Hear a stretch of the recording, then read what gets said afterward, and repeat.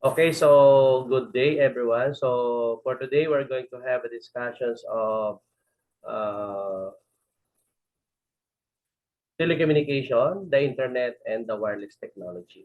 So the internet is a worldwide network of computers and other devices that communicate with one another using standard communication protocols.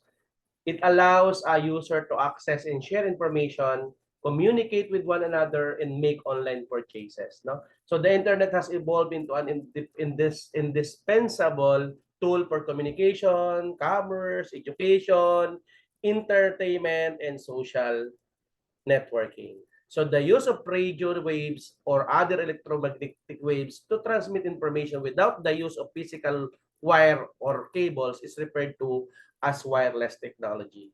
It allows for wireless communication, remote control, and other applications. Wireless technology has transformed how we communicate and access information, allowing us to stay connected no matter where we go. And to give us more details about the topic, let us all welcome our presenter.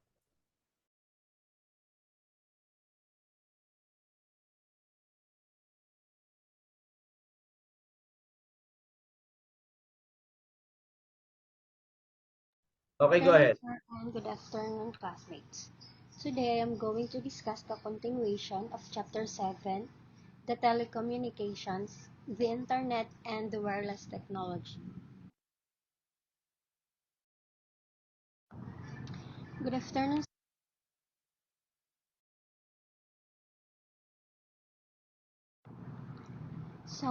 We all use the internet, and many of us cannot do without it. So it becomes an indispensable personal and business tool. So the internet has become the world's most extensive public communication system that now rivals the global telephone system in reach and range. But what ex- we all use the internet, and many of us cannot do without it. So it becomes an indispensable personal and business tool. So the internet has become the world's most extensive public communication system that now rivals the global telephone system in reach and range. But what exactly is the internet? How does it work? And what does internet technology have to offer for business? So in this topic, we will be able to learn the most important internet features.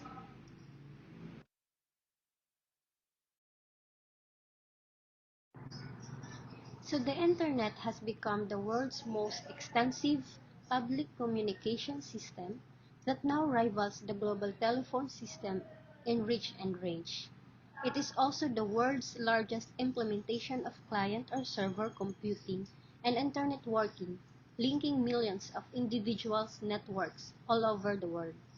And most homes and small businesses connect to the internet by subscribing to an internet service provider.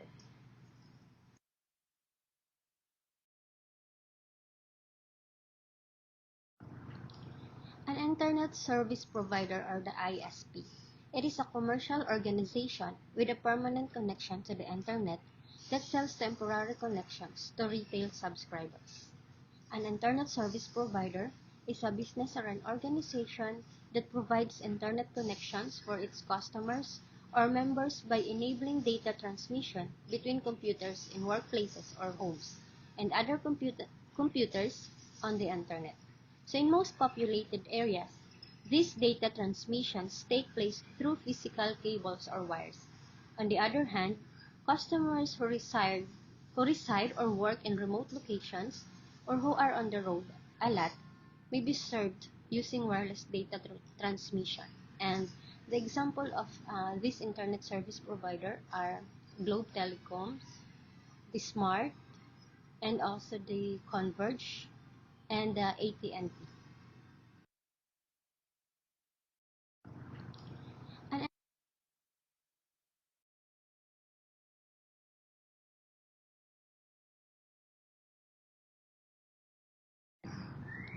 digital subscriber line or the DSL, it operates over existing telephone lines to carry voice, data, and video. So, as you can see here in the figure, no, from computer to DSL or the digital subscriber line, and then to line adapter going to phone and the wall jack.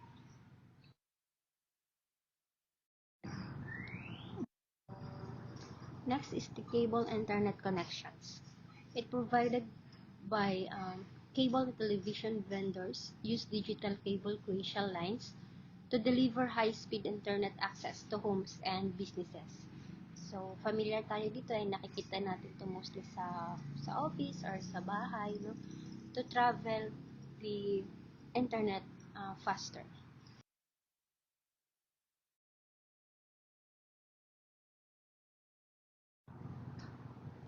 So every computer on the internet is assigned a unique internet protocol, or what we call the IP address, which currently is a 32-bit number represented by 4 strings of numbers ranging from 0 to 255, separated by periods. So when a user sends a message to another user on the internet, the message is first decomposed into packets using the TCP protocol. So each packet contains its destination address, and the packets are then sent from the client to the network server, and from there onto as many other servers as necessary to arrive at a specific computer with a known address. So at the destination address, the packets are reassembled into the original message. The Internet architecture and governance. So Internet data traffic is carried over transcontinental high-speed backbone networks that generally operate in the range of 45 Mbps to 2.5 Gbps. So each organization pays for its own networks and its own local internet connection services, a part of which is paid to the long-distance trunk line owners. And individual internet users pay ISP for using their service, and they generally pay a flat subscription fee no matter how much or how little they use the internet. And no one owns the internet. It has no formal management. However, worldwide internet policies are established by several professional organizations and government bodies, including the Internet Architecture Board, which helps define the overall structure of the internet. A client computer connecting to the internet has access to a variety of services, or the services of the internet, like for example the email, chat, and the instant message. So one of the services of the internet is email. It enables messages to be exchanged from one computer to another computer, with capabilities for routing messages to multiple recipients, forwarding messages, and attaching text documents or multimedia files to messages. So ito, gamit na gamit natin to. And we are all familiar with this. Another service of the internet is chat, or chatting. So it enables two or more people who are simultaneously connected to the internet to hold live, interactive conversations. And chat systems now support voice and video chat as well as written conversations or communications. Another service of the internet is the instant messaging. So it is a type of chat service that enables participants to create their own private chat channels. The instant messaging system alerts the user whenever someone on his or her private list is online, so that the user can initiate a chat session with other individuals. So, for example, is our messenger, no? You can see each other if you are both online. Uh, and another one is the Windows Messenger, the Google Talk, and Yahoo. So the major internet services are the following. So the email, which I mentioned earlier, the chatting and and instant messaging, news groups, telnet, the file transfer protocol, and the World Wide Web. Okay.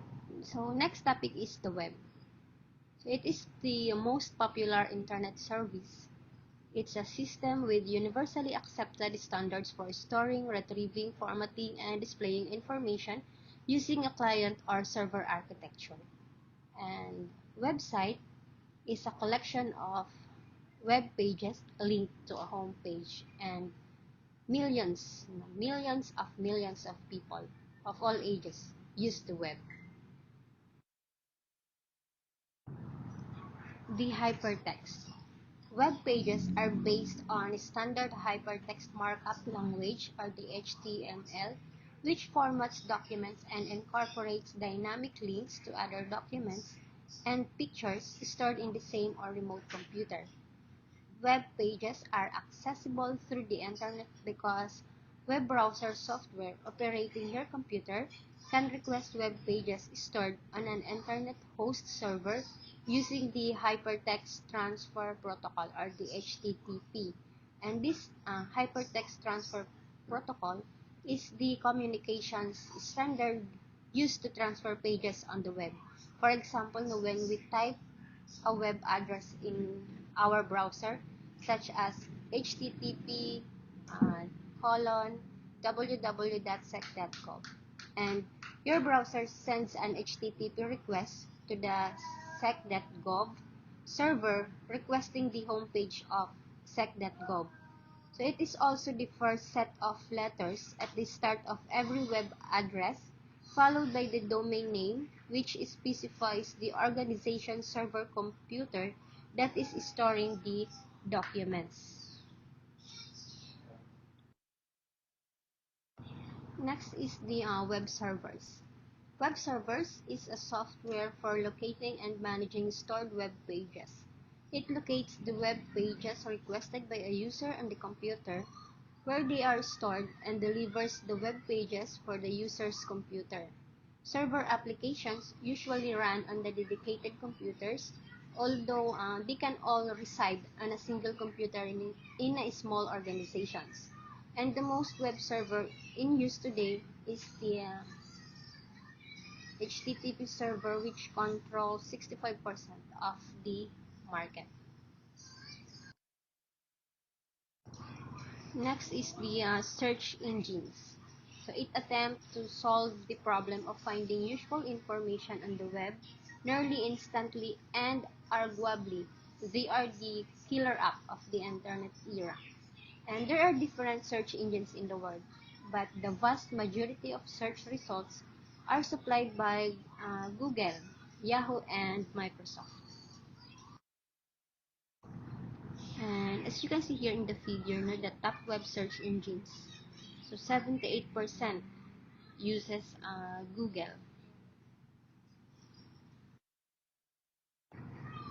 Okay, so how actually Google works? So from user, the user enters query, then the Google's web servers receive the request.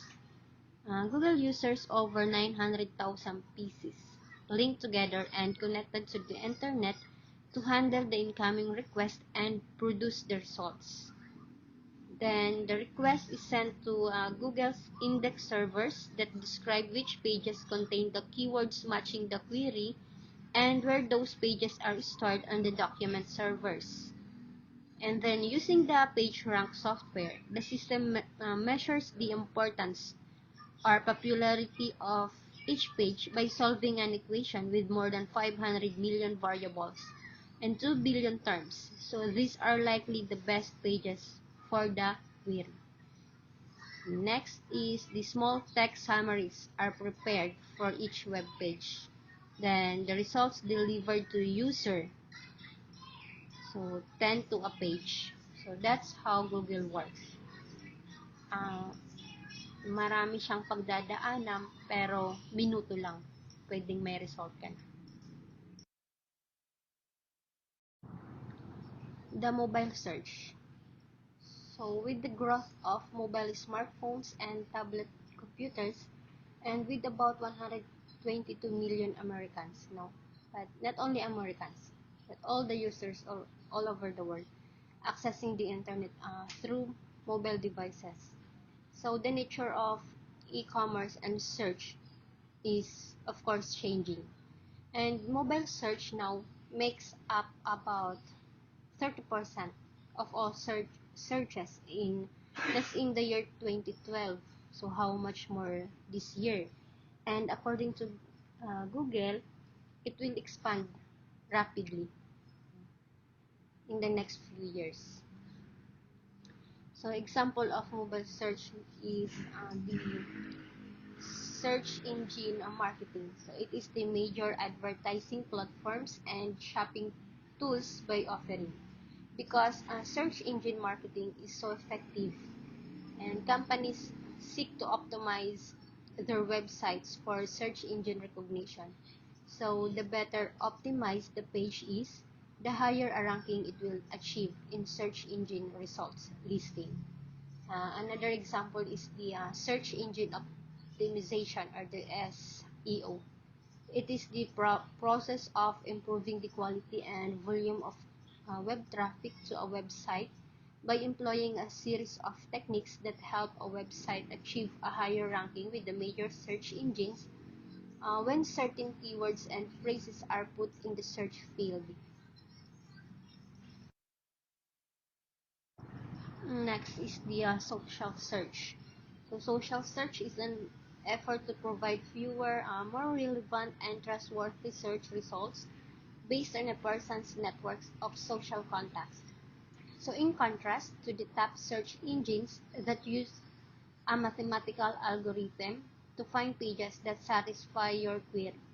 So a social search website would review your friends' recommendations, their past web visits, and their use of like buttons. Another one is the semantic search. So another way for search engines to become more discriminating and helpful is to make search engines that could understand what it is we're really looking for. So its goal is to build a search engine that could really understand human language and behavior. So today's websites don't just contain static content. They enable people to collaborate, share information, and create new services and content online.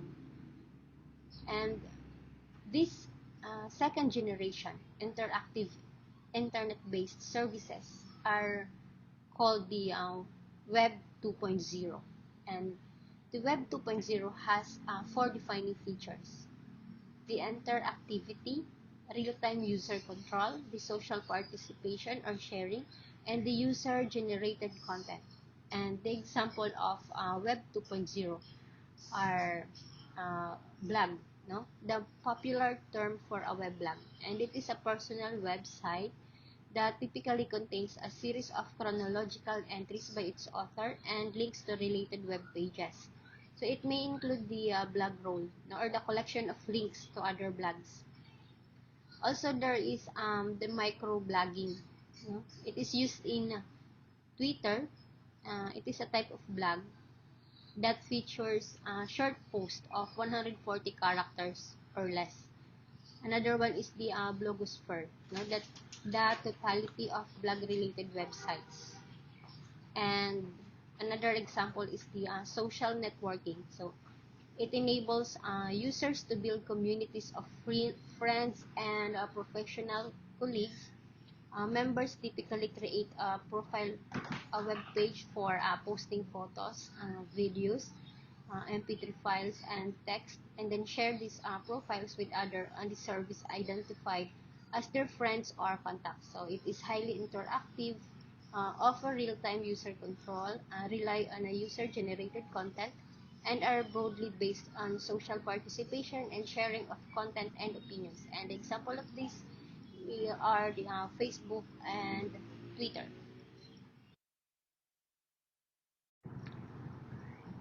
From Web 2.0, let's go to Web 3.0. So every day about a million of people enter 600 million queries into search engines, arguably fewer than half. So the Google, the Yahoo, the Microsoft, and in American, the Amazon, are all trying to increase the odds of people finding meaningful answers to search engine queries.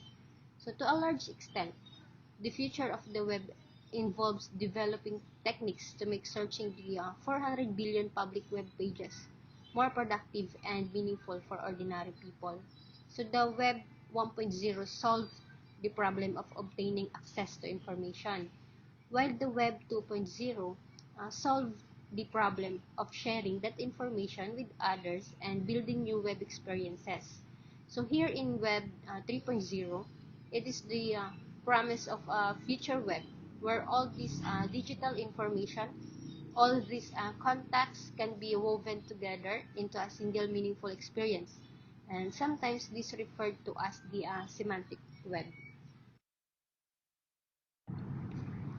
The Web 3.0 is also called the wireless revolution. So the cellular systems, the wireless computer networks and internet access, or the Bluetooth Wi-Fi and wireless internet access, the hotspot and the WiMAX. So from the Web 1.0 to 2.0, now the Web 3.0, no? So welcome to the wireless revolution, such as the cell phones, smartphones, tablets, and wireless enabled personal computers have morphed into portable media and computing platforms that let us perform many of the computing tasks we used to do at our desk and a whole lot more. No? So the first is the cellular systems. So in a few years, smartphones will be the predominant source of searches. So not the desktop PC. So digital cellular service uses several competing standards. So earlier generations of cellular systems were designed primarily for a voice and limited data transmission in the form of short text messages. So today, wireless carriers offer 3G and 4G networks.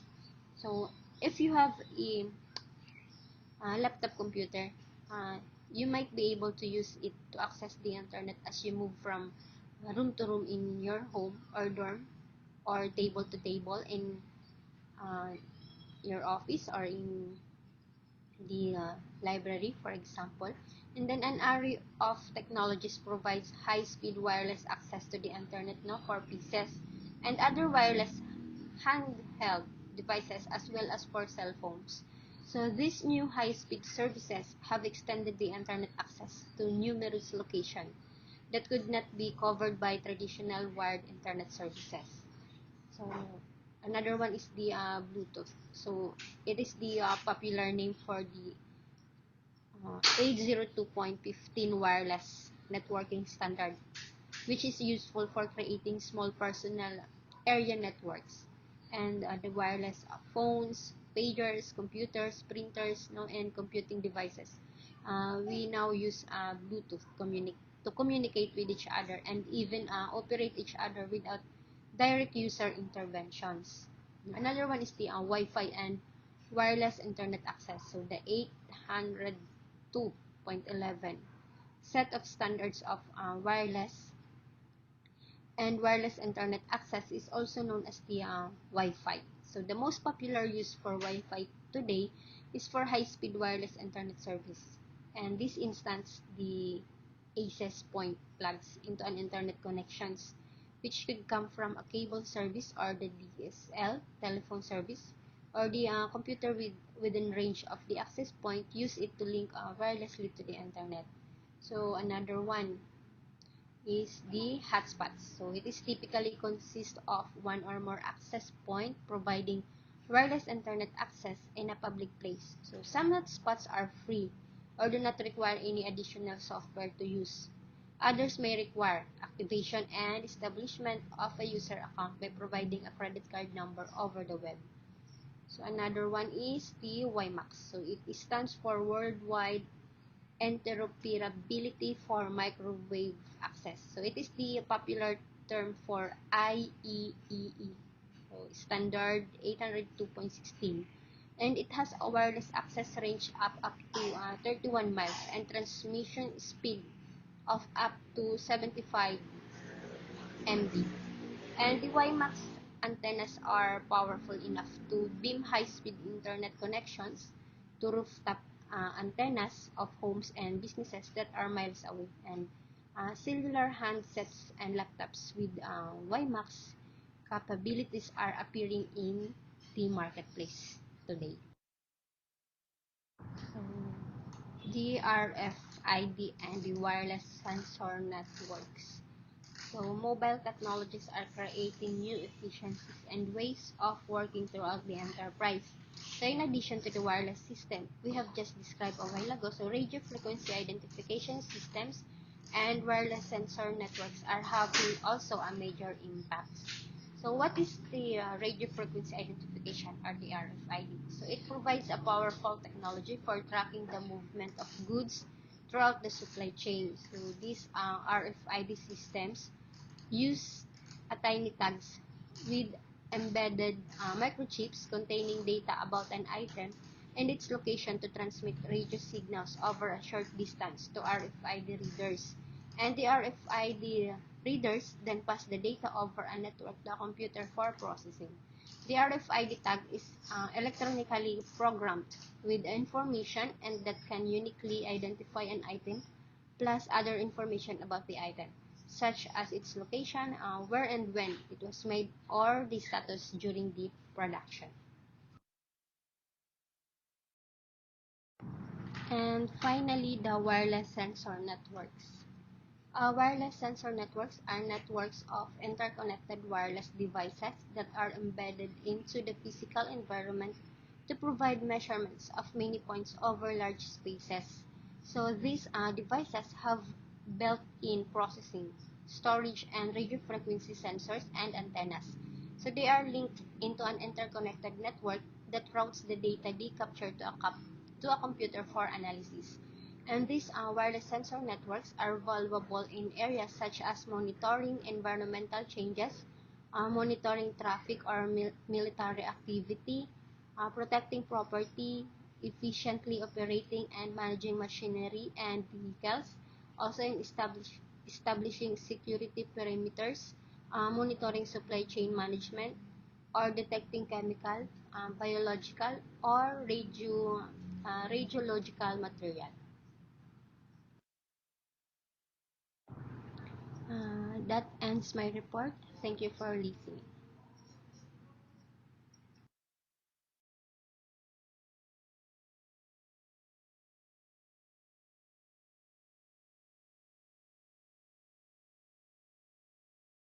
Okay. So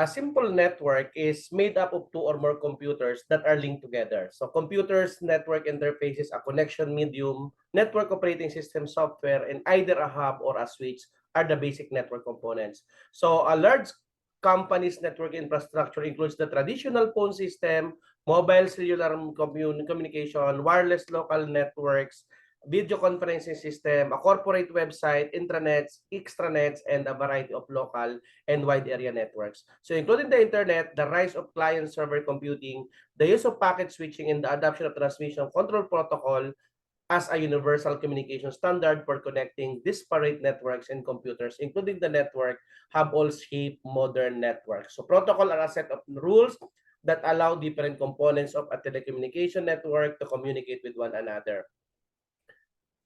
The internet is a global networks of networks, no, that employs the client-server computing model, the TCP/IP network reference model, and very computer connected, of course, to the internet is given a unique numeric IP address. So cellular networks are transitioning to digital packet switch transmission at high speed and bandwidth. So RFID system use a tiny tags with embedded data about the item and its location to provide a powerful technology for tracking the movement of a goods. So The internet is a worldwide network of computers and other devices that communicate with one another using standard communication protocols. So, telecommunication is the transmission of information over a long distance, typically through the use of electronic and optical signals. So, telephones, telegraphy, radio, televisions, and other internet are example of such technologies. So, telecommunications is essential in modern society because it allows people to communicate and exchange information over long distance and timely, efficient manner. So I think that's it for this